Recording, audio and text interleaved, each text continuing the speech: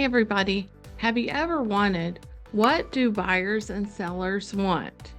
And what are the trends right now in real estate?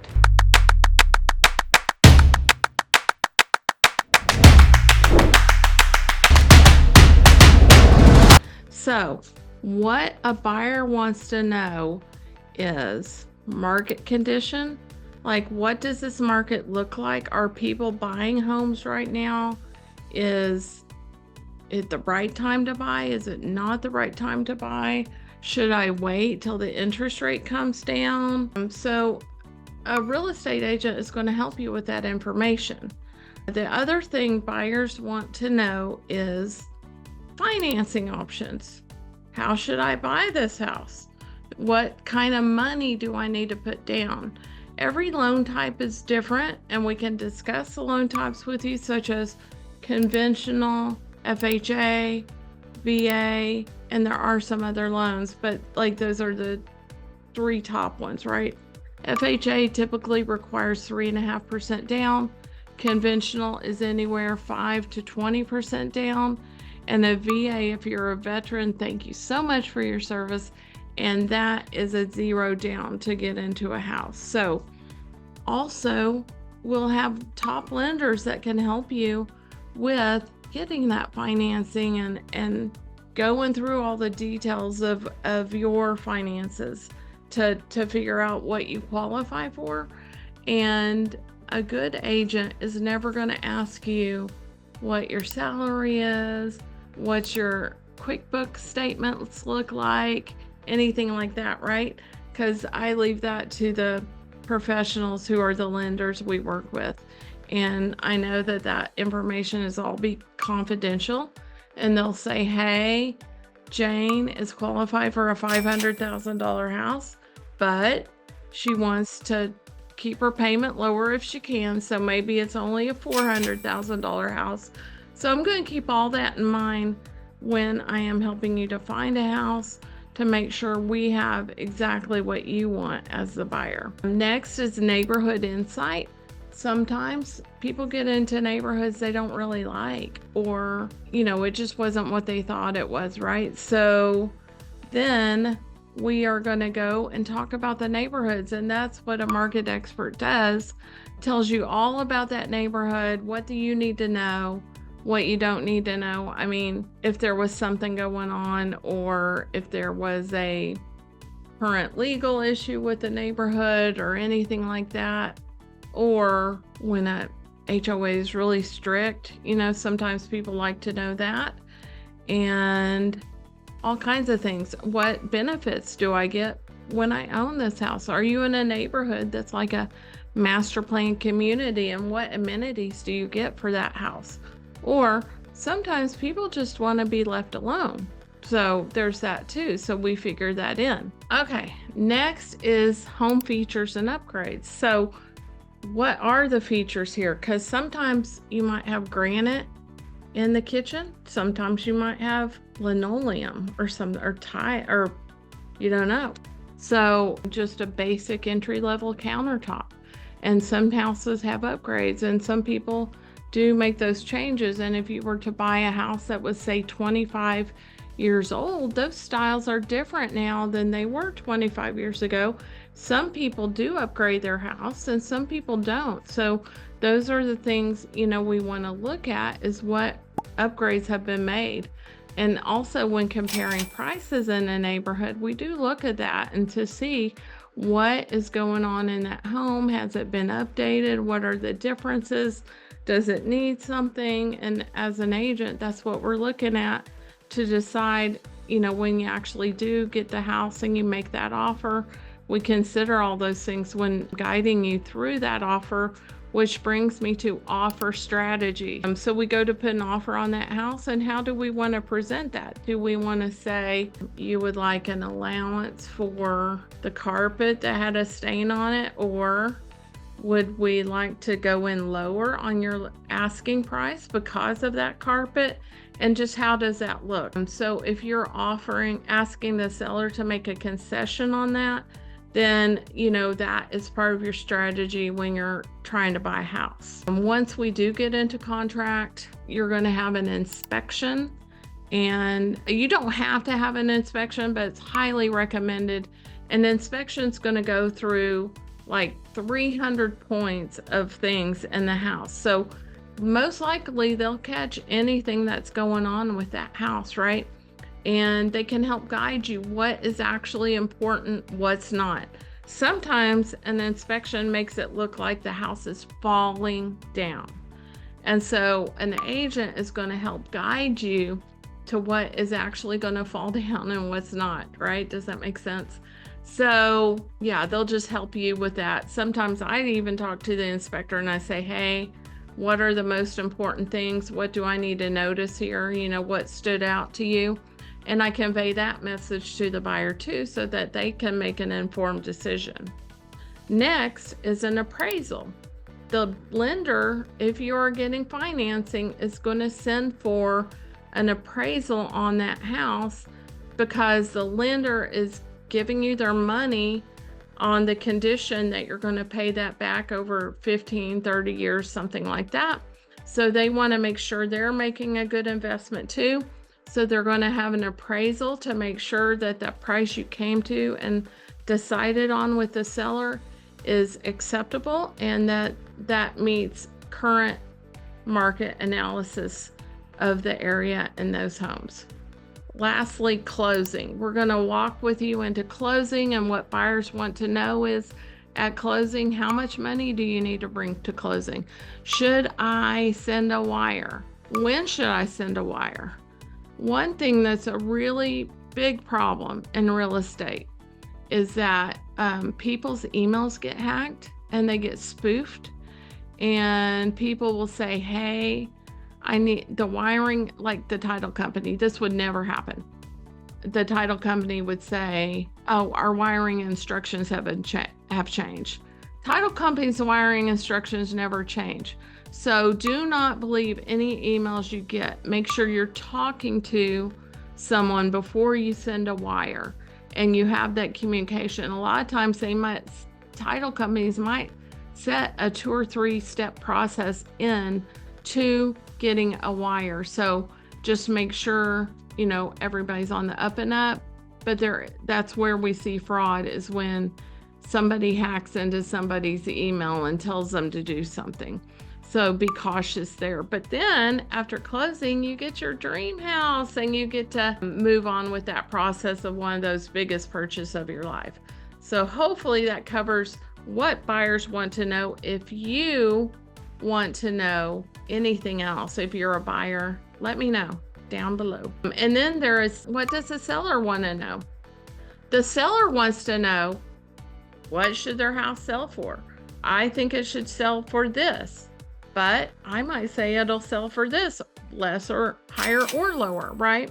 Because I have studied the area and I know what that market is saying, like what the common areas and homes like yours have sold for in the recent past. Hopefully 6 months, we can go up to 2 years, but hopefully within 6 months, that would be a better analysis of what the house is currently going for. And home prices have been relatively flat in this year, 2024. So we want to just look at that and make sure we know. The other thing sellers want to know is staging and presentation.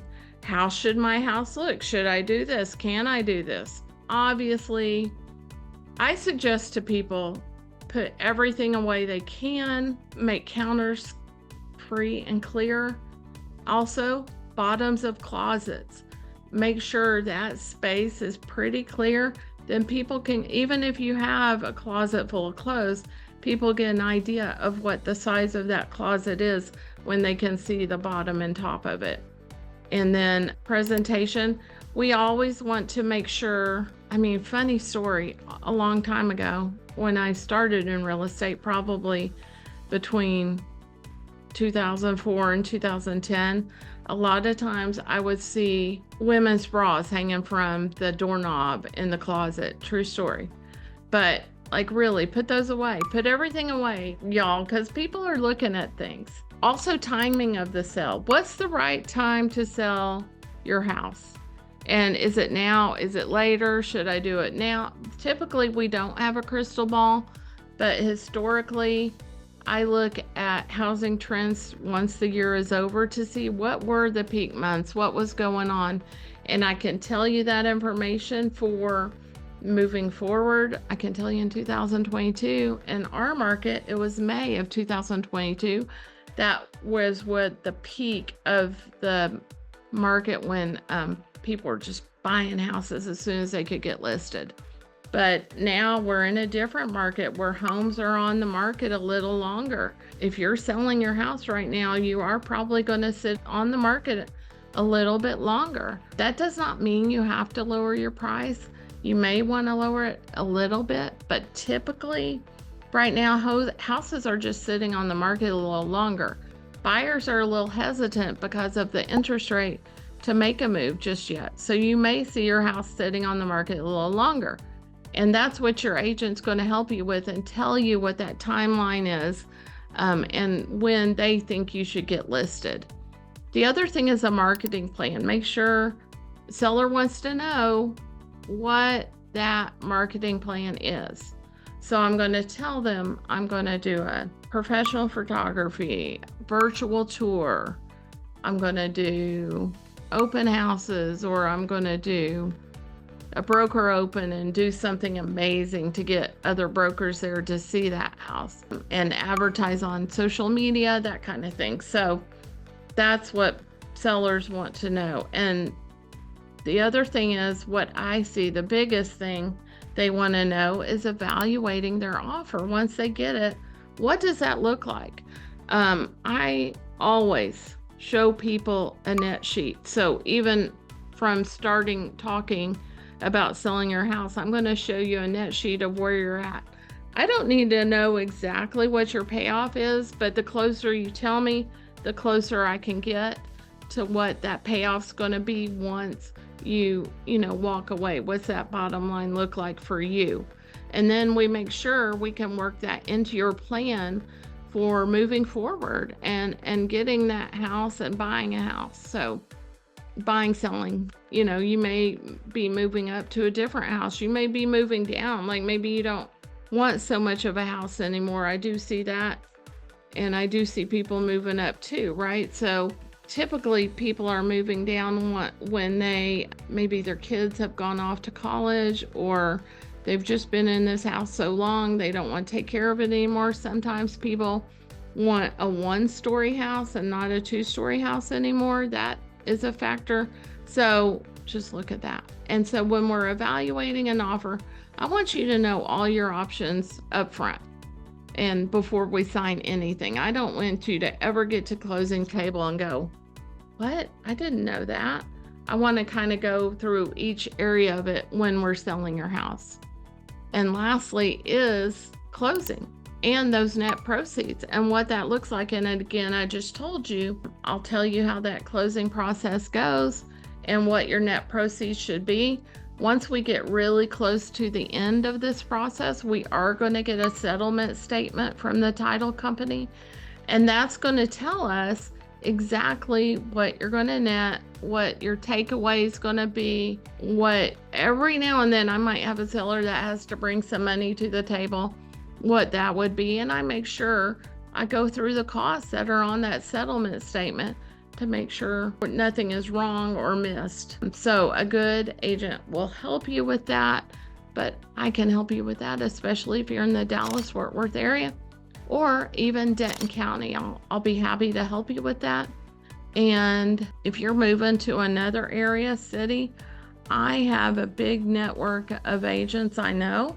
So reach out to me. I'll help you. I'll research who you need to talk to about that listing or that buy or whatever it is. And so the next thing people ask me are, what are the trends in real estate right now? What is going on? What do I need to know?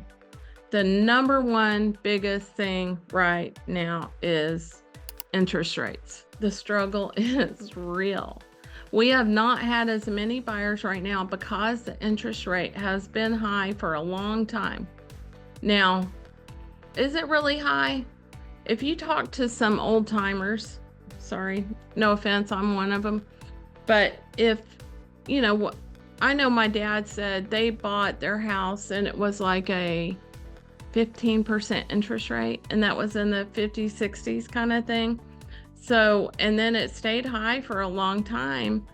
In the 90s, it got down, the interest rate started going down. And so you would see interest rate in the 8 to 7 to maybe 6 rate range. And we saw that for a long time. The first house I ever bought was 6.5% interest rate. And that was like a really good rate then. So now that we're at 6.5 now is kind of funny, but that was considered a great rate. I bought that house 25 years ago, 23 years ago, something like that. So know that interest rates do change.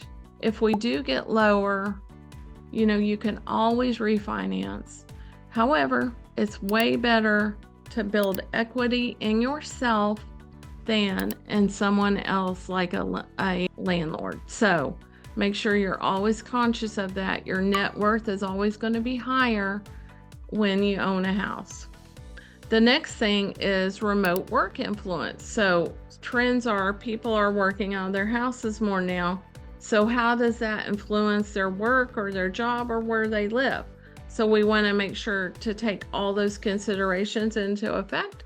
If they're working at home and they can work anywhere, then they can be, wherever. So, pick the areas that you think they'll like or that they think they like, and just gauge that. I also ask people, like, where do you work? How many miles do you want to be away from that? And try to gauge traffic patterns and how busy it's going to be when they go to work, that kind of thing, so I can tell them, okay, it's going to take you an hour to get to work. It's going to take 30 minutes, whatever their temperature is for that kind of thing. So we want to know.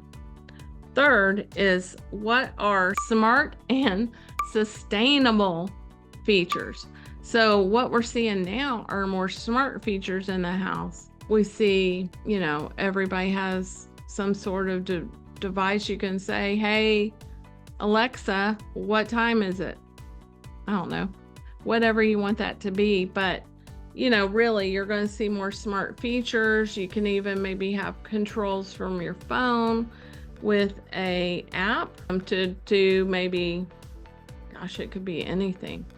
Open a garage door, lock a door, open a door, turn on maybe water on the pool, that kind of thing. So there are way more smart technologies. And again, that also goes to security systems and thinking about that. I'm thinking about like that Ring doorbell kind of device. What you have to remember, and I should have said this on the buyer part, but buyers need to remember that there could be ears listening via those smart devices, right? So try not to talk about anything in that house that might be relevant to the house, as if you like it or don't like it, or what you would offer on this house, because we ask sellers not to record that, but typically they do anyway. I mean, they hear it. Oh, I heard on the Ring doorbell they said they like the backyard, they really loved it, I think I'm going to get an offer, something like that. So just keep that in mind when you're looking at a house. Also, we want to make sure we're being compliant with fair housing and diversity. So we want to make sure we're getting you exactly in that area you want, not based on anything but what you're looking for. And then there are first-time home buyers. Trends in real estate are there are more first-time home buyers right now. So there are programs we can help you with first-time home buying, and we'll show you how to do that. Or kind of what is that process? What does that look like? I've got a whole program on that, and we can talk about strategies. I think it's all about communicating and having strategies for when we find that right house. And then lastly, I hear this quite a bit right now, honestly, is investments. So we're moving to a market where we're almost at balanced market, and there's like 4 months of inventory currently in the Denton County area. And we are seeing some people get out or some more investment possibilities happening. So I am very knowledgeable in investment properties because I've bought and flipped over 100 houses throughout my career, and I have a rental portfolio currently, but I can help you with ideas of what to do, what not to do, what that bottom line should look like, where should I buy the house at. So I kind of, when I'm looking at an investment, I look at what is the retail value, if you will, of this house, and how much do I need to mark off of the price that I buy this house for to do repairs, but also to make money at the end, right? Because, you're not doing this to not make money. So make sure you know at the beginning what the end is going to look like. I hope that makes sense. But I can help you with that if investments are something you want to look at. And those are the trends I see right now in real estate. If I can help you in any way, please let me know. My team and I are here for you, and super happy to help you. Thank you.